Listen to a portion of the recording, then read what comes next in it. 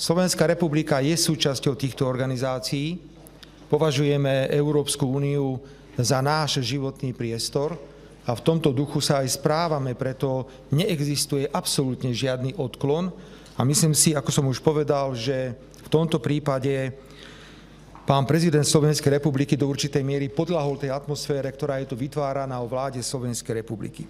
A ešte dodám veľmi racionálne a pragmaticky, dámy a páni, tu nie je problém v tom, že či sme alebo nie sme členmi Európskej únie. My sme a chceme byť.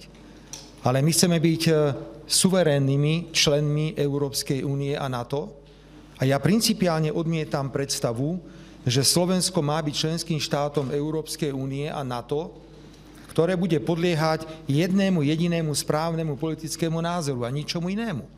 A že budeme akceptovať hrozby, ktoré nám tu niekto rozpráva, že keď nebudeme poslúchať, no tak budeme potrestaní. Tak haló, tak toto teda naozaj nie. Teraz nehovorím na pána prezidenta, hovorím na niekoho iného. Slovensko si dalo do svojho vienka, a podpísal to aj pán prezident, suverénna zahraničná slovenská politika orientovaná na všetky 4 svetové strany, ktorej cieľom je chrániť národno-štátne záujmy Slovenskej republiky.